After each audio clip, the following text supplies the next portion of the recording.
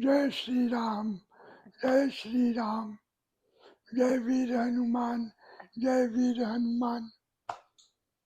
देवियों और सज्जनों, अध्यात्म चिंतन की इस श्रृंखला में आप सबको नमन है और आप सबका स्वागत है।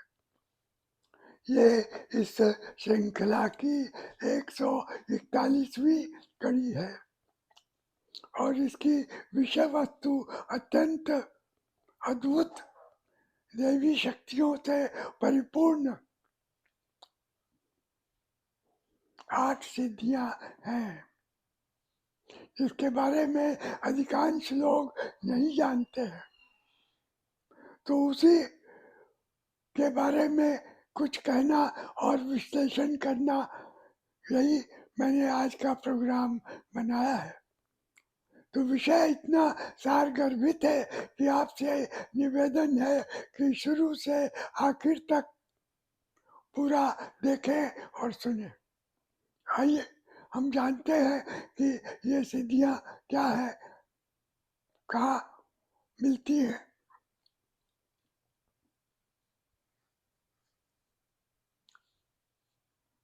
तो रामचरितमानस के रचयिता संत तुलसीदास जी ने हमारे कल्याण के लिए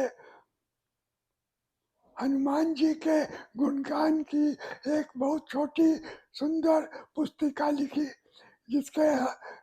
जिसको हम हनुमान चालीसा कहते हैं। उसमें मात्र 40 चौपाइयां ही हैं और पहले दोहा है और अंत में भी दोहा है। तो उसमें आप 39वीं चौपाई देखें। वो ये है, जो ये पढ़े हनुमान चालीसा हो ये सिद्धि साखी गौरीशा। तो तुलसीदास जी ने कहा कि जो भी ये हनुमान चालीसा नियमित रूप से पढ़ेगा उसको सब सिद्धियां प्राप्त होंगी। इसके साक्षी स्वयं भगवान श्री भोलानाथ है। तो इसके आगे किसी संशय का कोई प्रश्न नहीं है। इसके पहले भगवान शिव की प्रेरणा से ही बुद्ध कौशिक ऋषि ने जो राम रक्षा स्तोत्र लिखा, उसके 13वें मंत्र में भी यही था कि जो नियमित रूप से राम रक्षा स्तोत्र पढ़ता है तो सब सिद्धियां उसके हस्तगत हो जाती है, अर्थात वो सब सिद्धियों को प्राप्त कर लेते हैं। तो आइए देखें वो 8 सिद्धियां कौन सी है और उनका प्रसंग कहाँ कहाँ पर आया है। तो मैंने दो दो का एक एक ग्रुप बनाया है।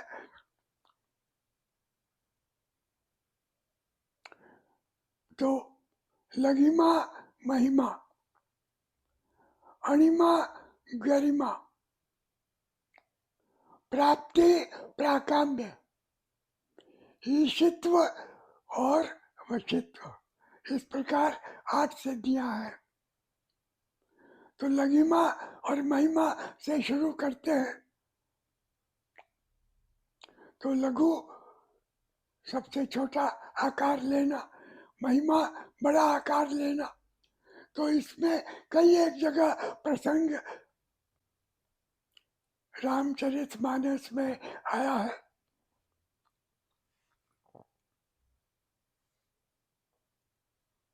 हनुमान जी जब समुद्र के ऊपर उड़ रहे थे उस समय सुरसा माता ने उनके बल और बुद्धि की परीक्षा लेनी चाहिए। देवताओं ने भेजा कि आप देख के आइए कि हनुमान जी ये कठिन कार्य कर सकेंगे या नहीं। तो सुरसा माता ने अपना मुंह बड़ा करना शुरू किया। हनुमान जी उससे डबल हो गए। उसके बाद एक स्थिति आई कि जैसे ही सुरसा माता ने डबल मुंह किया, हनुमान जी एकदम लघु रूप में आए, सारे उसके शरीर में घूम फिर के बाहर आ गए। तो सुरसा माता अत्यंत प्रभावित हुई और इन्हें आशीर्वाद देकर चली गई। तो ऐसे कई एक प्रसंग है, आप देखें आपको मिल जाएंगे। फिर आइए अणिमा और गरिमा। तो आपको ध्यान होगा कि रावण की सभा में अंगद पहुंच गए थे और अंगद ने अपना पैर जमा दिया था और उन्होंने सब वीरों को, लंका के वीरों को चुनौती दी थी कि अगर कोई मेरा पैर उठा के दिखा दे तो भगवान राम बिना सीता मैया के ही चले जाएंगे, क्योंकि अंगद जानते थे कि ऐसा कोई भी नहीं कर सकेगा। तो सब वीरों ने कोशिश की, कोई नहीं कर सका। और अनिमा महाभारत के समय श्री कृष्ण के रथ पर जो ध्वजा थी, जिसे हम कपिध्वज कहते हैं, उसमें साक्षात हनुमान जी विराजमान थे अपने अत्यंत हल्के रूप में, अणु रूप में। तो ये चार हुए। उसके बाद प्राप्ति और प्राकाम्य। इसमें, इस शक्ति में ये है कि वो जो इसके स्वामी हैं वो जगत में कहीं भी आ जा सकते हैं, सब सूचनाएं उनको तुरंत मिल जाएगी और छोटी से छोटी जगह, बड़ी से बड़ी जगह, सब जगह तुरंत पहुंच सकते हैं। तो अंगद राम जी और लक्ष्मण भैया को धोखे से पातालपुरी में ले गए। हनुमान जी को जैसे ही ये पता लगा तुरंत वहां गए और उन्होंने रावण का सैन्य समेत संहार कर दिया और फिर राम और लक्ष्मण को वापस युद्ध भूमि में ले आए। इसके बाद ईशित्व और वशित्व। तो ईशित्व यानी भगवान की जो शक्तियां हैं, जिन्हें हम पातंजलि योग दर्शन के माध्यम से प्राप्त कर सकते हैं, जैसे अहिंसा, सत्य, अस्तेय, स्वाध्याय, शौच, संतोष, तप इत्यादि। और वशित्व क्या है? वशीकरण। तो तुलसीदास जी ने कहा, तुलसी मीठे वचन ते सुख उपजत सब ओर। चहु और वशीकरण एक मंत्र है, तजते वचन कठोर। इस तरह के अनेक वशीकरण मंत्र धर्म ग्रंथों में आए हैं। कबीर साहब कहते हैं, ऐसी वाणी बोलिए मन का आपा खोए, औरन को शीतल करे आपहु शीतल होए। संस्कृत में एक पंक्ति है, सत्यम ब्रूयात प्रियम ब्रूयात न ब्रूयात सत्यम प्रियम। कहने का तात्पर्य यह है कि मनुष्यों को अपना व्यवहार सरल, स्पष्ट और सही होना चाहिए, धोखे से बचना चाहिए। तभी हनुमान जी ने कहा,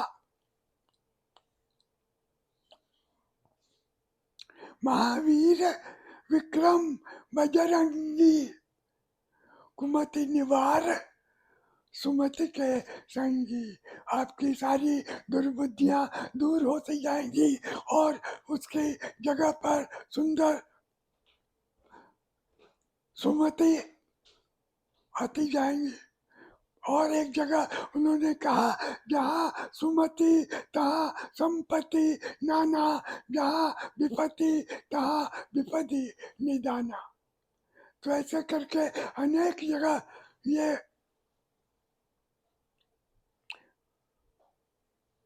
उनकी चौपाइयाँ दोहे हैं। आप देखें, आपको पढ़ने में भी बहुत आनंद आएगा और उसको अनुसरण करिए, अनुकरण करिए। अब ये मेरा बहुत ही संक्षिप्त निवेदन है। अब आपसे आग्रह है कि मेरे इस आध्यात्मिक चिंतन को आप अनुमोदित करें, बगल के बेल आइटम को दबाएं, बेल आइकॉन को दबाएं, जिससे लाइक का बटन हो जाए और